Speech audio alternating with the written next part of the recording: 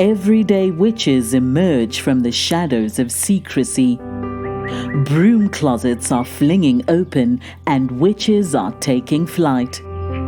Whether you are hiding in your cozy closet or flying with pride, stay for a spell as Witchcasting with Theodora Pendragon and her guests share magical moments, stir the cauldron, and debunk misinformation and misconceptions about paganism, witches, and our wonderful world of magic.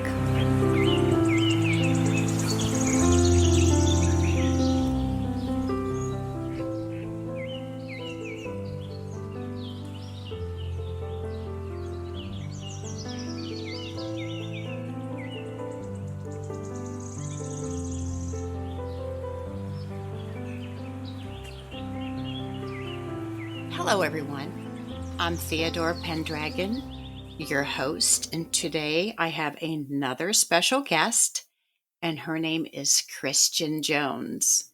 Welcome, Christian. Hi, I'm so happy to be here. I'm so happy that we made this happen too, because we've been communicating for a while, and I finally have you on the show. Yay! It's completely divine timing for sure, with everything just falling into place exactly how it did. I was like, and here we are. And I believe everything happens the way it's supposed to happen. Yeah, absolutely. You have been on a journey. Tell us about this journey. Yeah. So I am a spiritual business coach for healers, an intuitive quantum healer myself. And I actually have been in the online industry as an entrepreneur for many years, at least 8+, and then off and on before then, but consistently for a minimum of 8 years. And I started off in the health and fitness industry as a health, fitness, and mindset coach. And I realized after several years, my husband's active duty Air Force. And so we moved from Arizona to South Dakota. And I had realized I had been in burnout after burnout after burnout. I was having some panic attacks, but anxiety was an everyday occurrence. I was not happy at all. And I was like, not loving my business the way I used to anymore. And I also felt like I have been working with these people for years and they keep falling into the same patterns, and I'm falling into different patterns that I'm not loving, and there's got to be another way. And that was kind of like my tipping point where it was like, okay, something has to give. And I fell into my spiritual awakening, as we do. And I had realized over the years that there were little pieces of my spiritual awakening that were starting to happen, or puzzle pieces starting to come together, and all of these different things that were unfolding throughout my entire life. But it was in this moment that I was like, enough is enough. There has to be another way. And I just dove into just myself. I stepped away from the business that I was doing. I was doing enough to keep it going, but it wasn't full on the way I had been. And I started journaling, meditating. I hired a coach to actually learn how to do email marketing. And she actually was part of this big awakening moment where she was like, oh, now we're going to talk about moon cycles, and we're pulling oracle and tarot cards, and we are journaling and meditating in nature and all of these things. And it was like the universe's way of being like, hey, yeah, we're going to teach you this marketing thing, and also we're going to throw you into the spiritual awakening thing with a community as well. And it was so cool. So you had no idea until she brought that up? No, none at all. I just knew that from all of her advertising, I was like, okay, a way to communicate with my community, to provide value to them, to let them know who I am and how I can support them. Will I lean back more? Sign me up. Yes, please. And I love to write. And so it just felt like the perfect fit. And when I got in there, I was like, what the hell is this? I did not sign up for all of this stuff, but I did. My soul knew exactly what I was doing. You found the right person. Yeah, 100%. And it was wild because I met a lot of really cool women in that community as well. So I didn't have to go through my biggest spiritual awakening alone, which I know a lot of women do, or a lot of people do. And so it was nice to have someone share these really crazy moments that happen. During this time as well, I started playing with oracle cards. I discovered that I had this fear of tarot, which I can share, where that comes from as it relates to the witch wound. But also Reiki started showing up for me. And at that time, I didn't really, I had heard about Reiki. I kind of knew what energy healing was, but I never experienced it and didn't know a lot about it, but it kept showing up for me all the time. And it got to the point where I was hearing it in random places around town. And then one of my good friends from the previous duty station that we had been at sent me a message, and she was like, "Hey, so I'm certified in angelic Reiki healing." And I was like, "Okay, you need to tell me what this is, because I'm hearing it everywhere." And I experienced it with her, and it was like the anxiety just dissipated from within. And I was like, okay, I'm in. So I started hiring healers, experiencing different styles of healing. And I got certified in several different kinds of Reiki and energy work myself, and decided this is the path. And so I walked away from the health and fitness industry, but kept the mindset piece, got certified and trained in different coaching modalities as well, and started combining that with my spiritual business, and launched that out into the world to really support women the way that, in a deeper capacity that has more long lasting effect than what I was able to do at the surface level before. So yeah, it was around that time as well that I had an Akashic Records reading, and for the first time, and I was just completely blown away with the things that she shared with me, and discovered that I was told that I am the healer's healer. And I was like, oh, what does that mean? And I really had to sit with that. And I also had discovered that I was also channeling my own energy healing. And so I was doing what other people I had been taught from other healers with other modalities, but I was channeling my own. And shortly after that session, I started seeing different symbols. I started receiving different energy. And over the past couple of years, it's really come out more to, we're getting closer to launching it out into the world, which is really cool. But when I looked back as to what, I'm like, okay, the healer's healer, what does that mean? How has that showed up in my life already? Am I already doing this? And at the time I was helping women with stress, anxiety, and overwhelm, but through their journeys, we discovered that they were healers themselves. Tell us what a healer's healer is.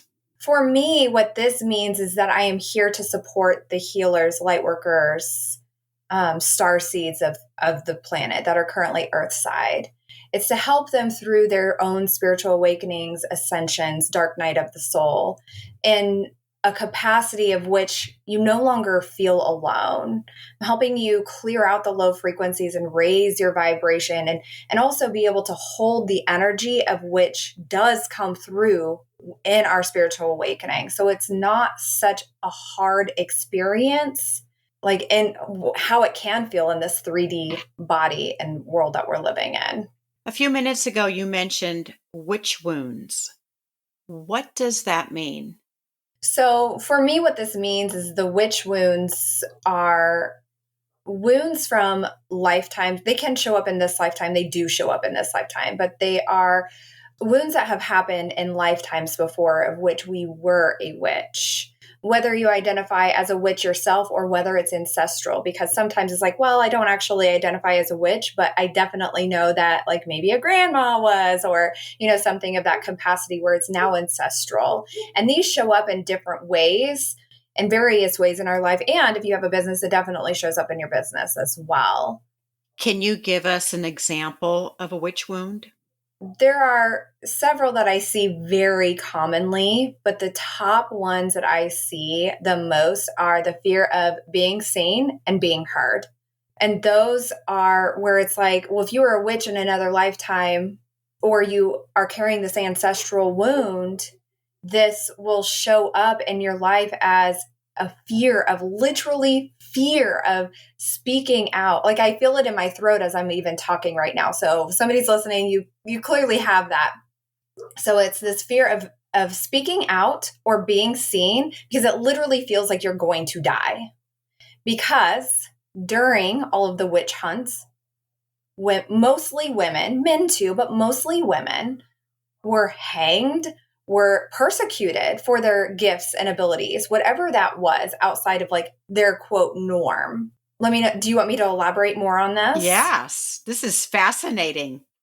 This can be shown up as you're having a hard time speaking your opinion, you are having a hard time sharing your witchiness or your spiritual gifts and abilities, like hiding in the broom closet or hiding in the healer's closet and just being like, I'm doing these things behind the scenes where it's like maybe you're doing spells or, you know, whatever witchcraft you're doing, or playing with crystals even, playing with oracle and tarot cards, utilizing your gifts and abilities. Maybe you have, you're here, you have psychic gifts and abilities. We already know that. And they show up in different ways, but you're not sharing them with the world because it feels like you'll literally die. In your healing business, what this can look like is you're not showing up in the world and sharing your gifts and abilities and making the impact that you know at a soul, like you just know you are here to make that impact. It could also show up in your business as like a fear of going live, a fear of, quote, rocking the boat with sharing your gifts and abilities. What are people going to say? Maybe this one's a big one. I'm afraid to show my face on my stories or my profile picture. Maybe even sharing the new offer. If you know Reiki or, you know, any kind of energetic work or something you want to put out in the world, you feel fearful. And I know for me, this was a big one, even though I don't have a problem going live or anything like that. But when I wanted to launch my energetic work out into the world, I wasn't talking about it for about, I want to say around 6 to 9 months. And my friend that I went through my spiritual awakening with, she's like, wait, you're not actually talking about this? What are you even doing? And I'm like, I'm scared and I don't know why. And that shows up from like that witch wound. Another way that this can show up is the disconnection from your gifts and your abilities. And so this can look like, sometimes I feel like even there are two sides of this coin, I feel, where if you grew up in a home where it was just like, oh, you're just saying things, or, oh, that's not real. Or on the other side, you were completely supported. So if you were, yay, I'm so happy for you and excited for you, that's not always everyone's story. And so it can be shut down and frowned upon. Or maybe you grew up in like a religious background or come from a religious background where that's like witchcraft is a no. And, you know, all of these crystals and everything that, you know, I've mentioned so far, where it's just like, it's a no. And so you automatically, like in this 3D human experience, your mind is shutting it down. And then to protect yourself, to literally protect yourself at a soul level, it's like, okay, this wasn't safe in the past life. So let's not show these gifts and abilities because I might actually be killed for them. And that was the reality then. And so like in our business, like in our personal lives, it could look like maybe you're having this like a vision or a feeling or like a knowing of something going to happen. Or maybe you're hearing, like I'm super clairaudient. So I'll hear things for people. I've gotten to the point where I'm just like, here it is. I don't know what this means for you, but here you go. But sometimes if we're afraid of sharing that, it could be that it could have helped someone, or maybe it was something that they really needed to hear at that moment. In your healing business, it can look like you're missing these opportunities to heal and contribute to the collective consciousness. When we say it like that, it's like, oh, that's really big. And we did sign up for such big soul missions. As a healer's healer, how do you help people with these witch wounds? Yeah, that's a great question.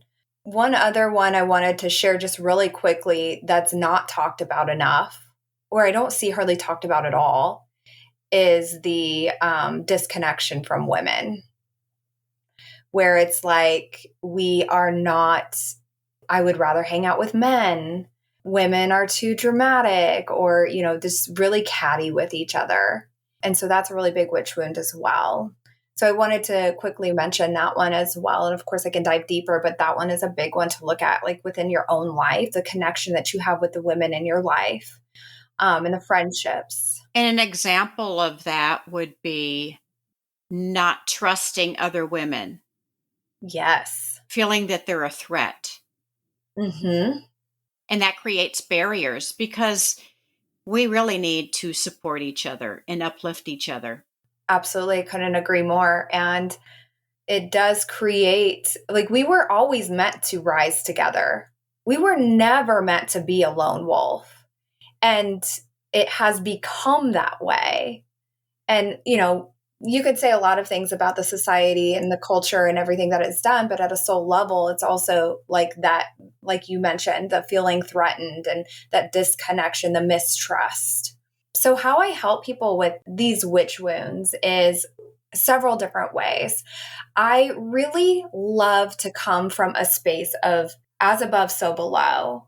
When I support women with healing these witch wounds, it is a grounded space and an energetic, like a high vibration space. So I work with them in the mindset because the truth is we are living a 3D human experience and our mind is always operating to keep us safe. And so it's clearing the fears so you can liberate yourself on a mindset level. And this is through rapid resolution therapy, as well as like NLP and different coaching techniques. On an energetic level as well, this is through high frequency energetic healing. Where I really love to support people with this is diving into where these are specifically coming from in this lifetime. That's where we can start.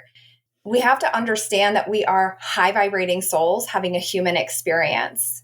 And anything that we clear in this lifetime will go with us into our next lifetimes. And so we're literally liberating our souls when we are clearing these things in this lifetime from back and forward. And so I like to start with like the inner child, but I also say do not ignore the inner teen because she or he is asking to be healed as well. And clearing and freeing yourselves from the different fears, some of the things that I've talked about that are showing up as the witch wounds, from those things as the inner child and the inner teen as well. Now, how did you realize that you had witch wounds? How were you aware of them? The first time that I actually realized this was with tarot, which is so weird because I was like, why am I afraid of a deck of cards? Like, I'm giving so much power to this. And what is this? But many people are afraid of tarot cards. Yes. And I didn't realize that at the time. And it wasn't until I started doing my own searching, but I did a past life regression meditation. And that was like, oh, now I get it. Because what I saw in this past life regression, like, I was like in this like cute little, I don't know what it is, was like this cute little like cabin type house, whatever, in the woods. And literally like these big men came in and like destroyed the inside of my house. And like I had like a wooden table setting up and there was like tarot cards spread across them and they like flipped the cards, like the table and the cards went flying and I was persecuted for those gifts and abilities. And that fear of tarot cards, for whatever reason, that just was one of those imprints into my soul. And I still like, I'm not afraid of them now. I just connect deeper with oracle cards, but that was the first one for me. Another one was when I started, I was like, okay, well, what's the connection here? Like where, like when I take back these stepping stones, my family wasn't super religious, but I enjoyed going to church as a child. And I used to go to like the Wednesday things and whatever, and every Sunday that I could with some friends. But I remember during the same time frame going to the library and continuously checking out books on witchcraft, on like connecting to nature and what this would look like. But I remember like shoving them under my like mattress or my pillow. I'm like, nobody can know that I do this or that I'm interested in it because because I might actually die, because it actually felt like I would die. And that's not true. Like my parents were like, whatever. But like, yeah, so those were like the tarot one was the first really big one for me. You offer a free healing, the witch wound guide that will support them healing further. Can you tell us a little bit about this witch wound guide? Or it's a workbook, the witch wound workbook. Yeah. I know it's a mouthful. Yeah. So the Healing the Witch Wound workbook was created because I started to realize that it was through working with healers across the world. I realized that there are top witch wounds that tend to affect healers across the board. And these aren't the only ones, but these are very big ones. And so in this witch wound, Healing the Witch Wound workbook, I cover the top 5 that are the most common that I see. And I give you journaling prompts to begin working through these and steps to begin to take so you can start healing yourself and liberating yourself from these witch wounds. Awareness is always the first step. And when you realize that you have them, now you are able to take steps to clear them. And I feel like giving ourselves that power there's nothing else like it. And then also I do have like a Healing the Witch Wound masterclass as well, that I do have a meditation, a past life regression meditation as well that's available. Where can we find this class and the witch wound workbook? So it's on my website, andsherises.com. And if you scroll to the bottom, click freebies, it'll be there for you. And then the courses section of my website, andsherises.com, also has the workshop on there. Okay, I'll put the links in the episode notes so after the show, people can go on and click on those, find you on the website. But that's very good information. I haven't checked it out yet, but I certainly will. Yeah. And definitely let me know. I always love to hear from people like, oh, this one really resonated, or, oh, I'm really struggling with this one. Full Gemini here. I love to speak with people. So it brings me a lot of joy to hear like, ooh, this was a struggle, or, ooh, this one was like, yep, that one hit home. Are you also on Instagram or on any other social media platform where people can contact you? Yes. So I'm most active on Instagram, XO_ Kristen Jones, which I gave you the handle because my name is spelled different. And then you could also find me on YouTube as well. You have a YouTube channel. I do. I'm not super active, but it is a work in progress, as we always are. I'm most active on Instagram, though. I find the topic of witch wounds very interesting, and we don't always have a name for it. And I like how you named it witch wounds. I don't know if you named it or if you got the name from somewhere else. The term witch wounds, I actually have never heard that before. Is that a word that you made up, or is that something that you learned from someone else through your spiritual awakening? Yeah, I would love to say, hey, I claimed this, but I definitely didn't. And I have no idea who actually coined that term, to be completely transparent. But it was something where I was like, oh, I'm really struggling with this thing. And I don't even know how I ended up like in this rabbit hole of the witch wounds and like how they're impacting. And it must have been like, now that I'm thinking about it and speaking out loud about it, it must have been through the past life regression that I was like, oh, witch wound in past life? Like, what is like, let's dive into what this all could mean. And then the more that I like started diving into it, I'm like, okay, this is actually a thing. When you did your past life regression, did someone guide you through that, or did you do that on your own? I actually did it on my own. So I just popped in some music. I kind of did some Google research and I was like, okay, this sounds cool. I think I got this. And so I led myself through it with some music through, I believe it was YouTube. This was I don't know, like 5 years or so ago. So it's a little fuzzy in my mind, but it was somewhere like some music on YouTube. And I was like, just guided myself back and then come back into like 3D world. If someone wants to do that on their own, can you explain how to do that other than finding the music? Do you ask the universe to send you to the place that you have to get answers from? Yeah. So this can look like allowing yourself to go into a meditative state, like get really comfortable as you do in meditation, whether it's laying down, sitting up, doesn't matter. And allowing yourself, I love to see myself either going through a corridor or walking through like a beautiful grass and connecting with my spirit guides and meeting with them and asking them to show me some doors of which will be most useful for me to know about past lives. This will look different for everyone. For me, a lot of the doors will illuminate they'll look different where it's like, whether it's like a wooden door or maybe it's like a big majestic door, and ask your guides to walk you through a specific past life that is most, like I said, that's most useful for you to know. And trust whatever comes through. Like you'll walk through the door and just allow whatever is going to come through to come through. Sometimes it will be like, it'll be a little bit different for me each time. Like, something new will be illuminated, or I'll see something completely different, or I'll be seeing people, or, be shown situations, or I'll actually feel like I'm there.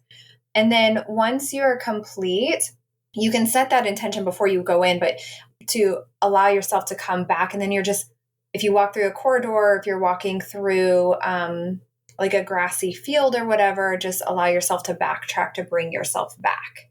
And it's completely safe. You're in meditation. You ground yourself beforehand. You can always call in Archangel Michael, your spirit guides, angels, guides, loved ones to protect your energy always. And of course, express gratitude to those who have guided you through it as well. We always have to remember that. Express gratitude. Yeah. It's important. Well, Christian, this has been very educational, and I'm sure the listeners are enjoying this episode about witch wounds and finding out what those witch wounds are and healing from them. You are the healer's healer, right? Did I say that right? Yes. The healer's healer. Okay, so as always, I will put your links in the episode notes, and it's been wonderful talking to you today. Thank you so much for having me on. I love this topic, so it brings me a lot of joy to be able to provide this value for you guys. I love this topic too. Is there a piece of advice that you could give the listeners today? One more piece of advice. Yes. I want you, I'm getting chills, so here you go. I want you to remember that you are more powerful than you even can begin to imagine. Just because we're talking about witch wounds and past life stuff does not mean you don't have the power to clear it in this lifetime. You do. You can, and you will. Awareness, like I said, is always the first step. It's always the most beautiful thing that you can give yourself. And when you step into that awareness and start following those steps, you will give yourself that liberation that it is that you're seeking. You can do this. Yes, you can. And I have goosebumps now. Ooh. Ooh. Thank you, Christian. It's been a wonderful episode. Thank you so much. Thank you for joining us for Witchcasting with Theodora Pendragon. Have a burning question or have a topic you'd love Theodora and her guests to discuss on the show? Contact her through Instagram at Theodora Pendragon. If you enjoyed this episode, make sure to subscribe so you don't miss the next one. And help us spread the word by leaving us a rating and review and sharing it with your friends. See you next time, and may your magic always shine.